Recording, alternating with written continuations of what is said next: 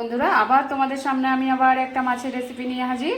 এটা হলো কই মাছ। আমি বানাবো কই মাছের তেল ঝাল।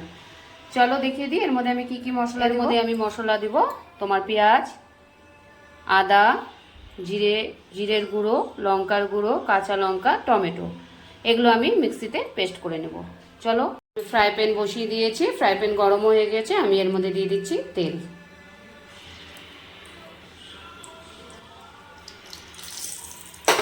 আমি আগের থেকে হলুদ নুন মাখিয়ে নিয়েছিলাম।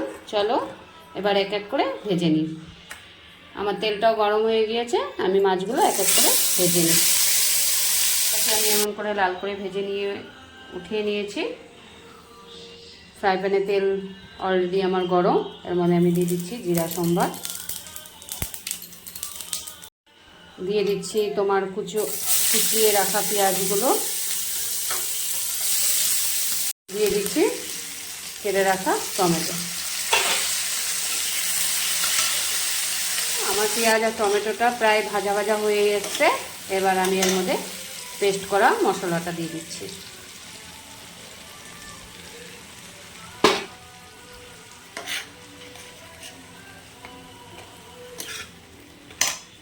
দিয়ে দিচ্ছি লবণ, দিয়ে দিচ্ছি হলুদ গুঁড়ো। দেখো, ভালো করে আমাকে এখন এই মশলাটার সাথে কষাতে লাগবে। মশলাটা একদম ভাজা ভাজা হয়ে গেছে, তেল পুরো ছেড়ে দিয়েছে। তার মানে মশলাটা আমার পুরো রেডি। এবার আমি এর মধ্যে দিয়ে দেব জল।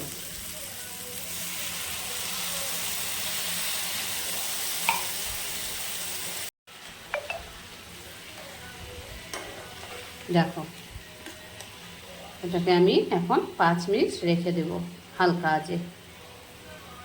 ঝোলটা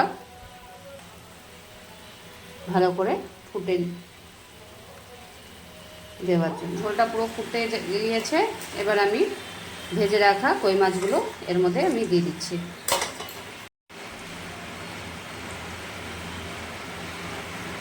দেখো, আমার কই মাছের তেল ঝাল প্রায় রেডি হয়ে এসছে।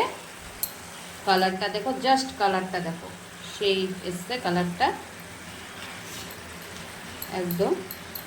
এর মধ্যে আমি এখন দিয়ে দিব কুচিয়ে রাখা ধনা পাতাগুলো।